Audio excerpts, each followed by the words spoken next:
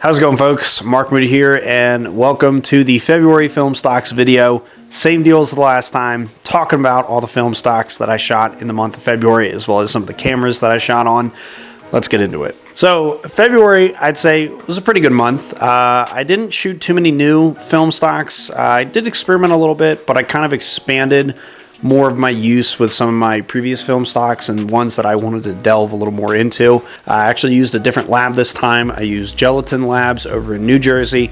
They were just a little bit cheaper for me and a little more economically friendly than the darkroom. No shade at the darkroom. I think the darkroom did a great job in previous months, but I was just looking to save a couple of extra bucks. So I sent my negatives off to Gelatin Labs where they were all developed, and then I got the negatives back. I didn't have them scan any of them because I started scanning my own negatives at home. So every image that you see in this video was all done with home scanning. So there are no lab scans. Just want to throw that out there. But Gelatin Labs, I think, did a great job. Just want to say that right off the bat. And I definitely am using them more in the future and plan on using them. But yeah, now that that's out of the way, let's talk about the film. All right, so the first film stock to talk about here for the month of February was Portra 160 in 35mm. Now, I had shot Portra 160 back in January, and I liked the results that I kind of wanted to play around with it a little more. So back at the beginning of the month, we had quite a bit of snow that lingered from January over into February, and went for a nice hike over early in the morning with Sophia and her dog at Blackwater Falls State Park. And we hiked the Yellow Birch Trail, which is typically a trail that's covered in moss, covered in spruce, nice bit of rocks and boulders here and there. So there's a lot of color, even though it's winter out here. And with the snow, it just looks awesome. So I figured, we'll try out Portra 160 here. And I was also trying out a newer film camera that I just got a battery for at that point. It was my Canon A2, which has been sitting on a shelf collecting dust over the last 7+ years, I think. I feel like I didn't spend enough time with this film, and I feel like I still need to. But all in all, I was really impressed with how this film did. Being a 160 speed film, the grain is going to be a little bit finer, and maybe it doesn't perform so well in low light, but with it being a bluebird day, I'd say the lighting conditions were perfect for this film stock. I really like how the greens come out in the trail. I really like how the snow looks. I burned this entire roll out there on that hike. I was pretty pleased with Portra 160, and definitely won't be my last roll of this film stock. I plan on using it a little more as it gets warmer and as things get more green out here. But as for the images that I got on this roll, I was pretty happy with them. So the next one on this list is kind of like a guilty pleasure film stock for me, and that is Fuji 400 in 35mm. Fuji 400 in 35mm. It's a cheaper film stock, and these were my last couple of rolls left over from a purchase that I made back in November, so they've been sitting in my fridge for a little while. But I used 2 of these rolls in a Pentax Spotmatic on a different wintry weekend, and I'd say for the most part these images are pretty nice. I think Fuji 400, being the film stock that it is, does pretty well, especially on a nice sunny day. I know some people will say don't shoot a 400 speed film in sunshine and on a bluebird day, but I did, and I'm happy with the results. The one thing that kind of sucks about this is that the Spotmatic kind of kicked the bucket in the middle of the day, and the mirror locked up inside of the camera, so I couldn't see out of the viewfinder on a couple of these shots. So I was pretty much firing blind, and I had no idea how my images were going to be composed. There are a couple duds on the rolls here and there, but even some of those images look okay. There's a weird color shift to a few of them, and I'm not sure if that's the film, if that's the glass, or what that is exactly. Definitely a little wonky. I've never seen it in Fuji 400 before. The next roll was shot on my grandmother's old Olympus stylus zoom, and this roll was kind of spread out over the course of the first half of the month. So part of it was on a skiing weekend over at Timberline. The other part of it was at Sophia's little brother's birthday party. And then we finished up this roll at a little hike over to Arden Falls on the Tigard River, which is just absolutely an incredible part of the state. I had never been there before, didn't even know something like this existed. But Fuji 400 as a film put into a point and shoot camera, really just as an all-around film. I think this roll goes to show you that it works. It's a cheaper film, and the grain is probably a little higher than I would like it to be, but I don't think Fuji 400 ever fails, and I liked it. It was a good film for this month. So I shot my very first roll of Harmon Phoenix 200 back in January, and according to the lab scans, it looked like that I botched it and probably didn't shoot it right, but this next roll, I think I handled it a little bit better. It was more of a super cloudy, mostly rainy, on and off showers kind of day. I really just wanted to go out and use this roll over at the North Fork of the Blackwater, which is just an interesting landscape in and of itself. It's got interesting colors and iron oxide stained rocks, and the greens and the rhododendron and the hemlock, as well as the color of the water. I was super blown away by how these images came back. This was actually the very first roll that I scanned at home in this film haul because I was so excited, and the anticipation was almost just too much. I really couldn't wait to see how these images turned out.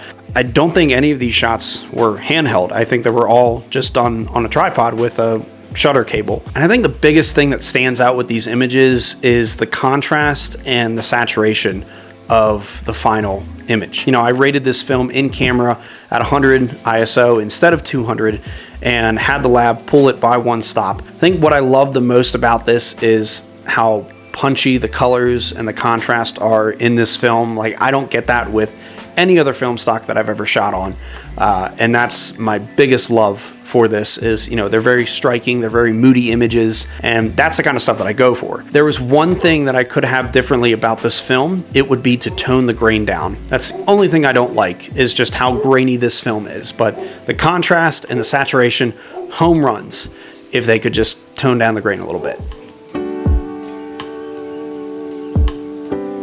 So every time before February, if I shot Kodak Gold in 35mm, it was always expired film.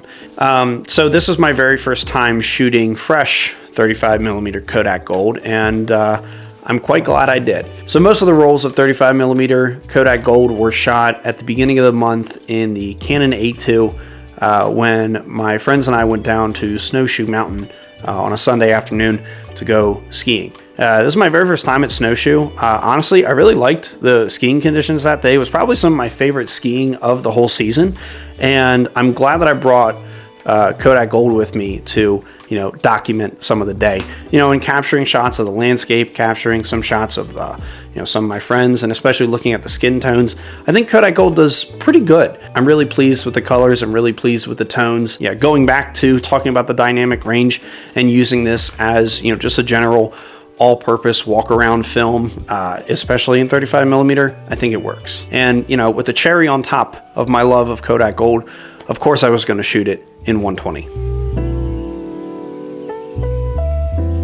So shooting Kodak Gold in 120 really got me interested to use this more after my results from January. So at the beginning of the month, I did a test between Kodak Gold and Ektar 100, shooting them on my Mamiya RB67 over in Blackwater Falls State Park. We had a lot of rain in the days prior, so the river was quite high, and I really just wanted to see how this film would do as a landscape film, capturing some long exposures and capturing more of the scenery around Blackwater Falls State Park. I hit some of the landmark locations, but then also tried to get some, you know, maybe some tighter shots of the landscape here and there.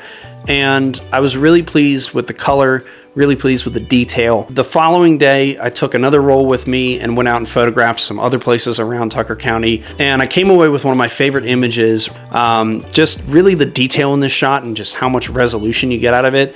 I know it's a home scan and I scanned it with my EOS R, but just the negative itself, just the raw image, loved it. Big fan of it. And then partway through the month, I pulled the trigger and bought a new medium format camera, a Mamiya 645, which is still a medium format camera, but produces a smaller negative compared to that of the RB67. And, you know, took some photos over along the Cheat River in St. George, and then went all the way up to Kingwood and over near Pringle Run to get some more photos. And sure, it's, you know, middle of February when, you know, the landscape's kind of brown, but out here in West Virginia, there's always color in these spots that you would least expect there to be color.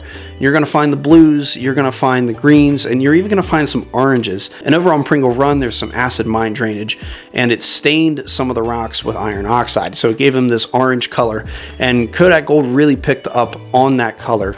And so just the saturation in these images without really any adjustments looked great. And even some of the shots of the water, like this little long exposure right here, kind of just capturing the motion of the Cheat River, I really loved.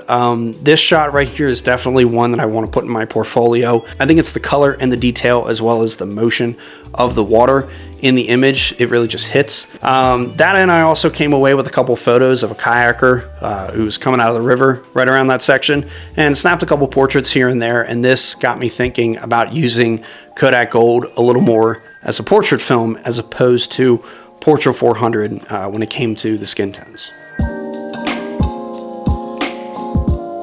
So I played around with Ektar 100 only for a little bit there at the beginning of the month, and maybe I'm not giving this film enough credit, but these shots weren't exactly my favorite. Like I mentioned earlier when talking about Kodak Gold, I used this film stock as a test between the two to see, which would make for a better landscape film.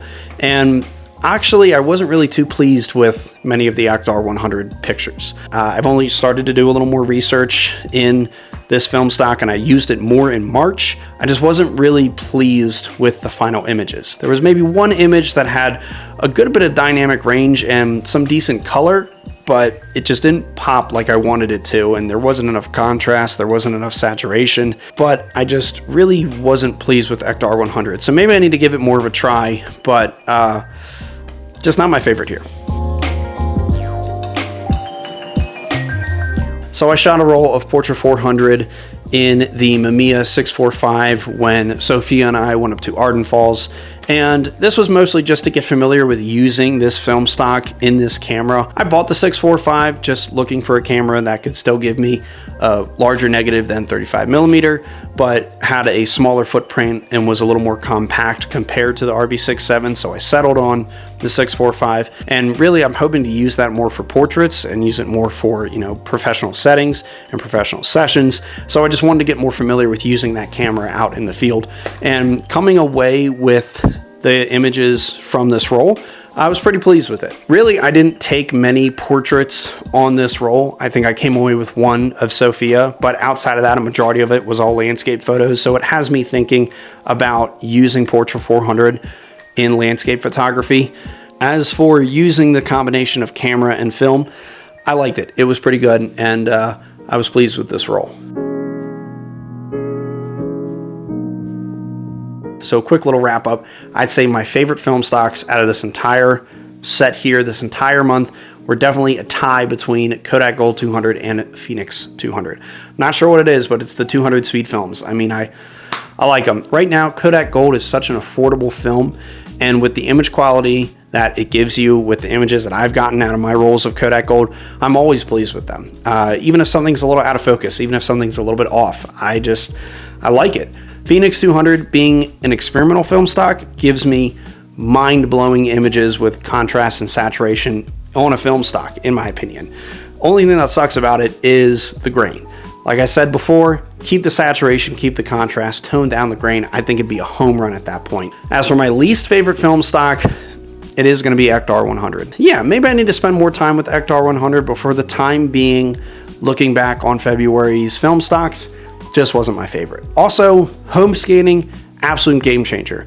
Super happy with the product and what I got back from Gelatin Labs, so huge shout out to them. But then getting the negatives back and attempting home scanning myself for the very first time definitely adds an extra step to the film photography process for me, and it's something that I definitely want to do more of, and I am doing more of right now as I'm working on the March film stocks. They just came back from the lab, and I'm just about done scanning those as well. I really enjoy the home scanning. There's something almost therapeutic about it. Dust and hair suck. They are not your friend when it comes to home scanning. I don't know, maybe I'll do a video about that in the future. I got no idea. Currently, the Pentax Spotmatic is on the shelf. I think I'm going to retire it for right now until I figure out what happened with the mirror locking up in the cold. The Canon A2 and Mamiya 645, absolute game changers. The fact that I can put my EF glass on a film camera is awesome. I love that about the Canon A2. And then the fact that I have a, compact little, 645 medium format camera with the Mamiya 645, I love that. It's such a fun camera to use.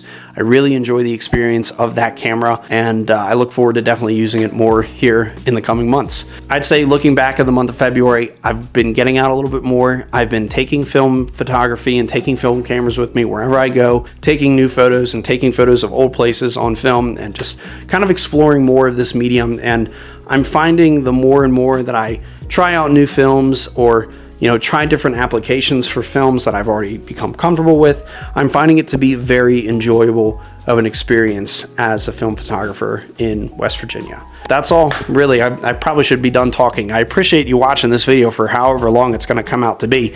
So I'm just going to go ahead and end it there, but in the meantime, go ahead and leave a comment below. Did you like this video? Did you not like this video? If you didn't like it, I'm sorry. That sucks. What's your experience with Ektar 100? Do you like it? Am I not giving it enough credit? Do I need to spend more time with it? Because I think I do. What about Phoenix 200? Do you home scan it? Do you lab scan it? What do you like? What do you not like? I don't know. And am I overhyping Kodak Gold?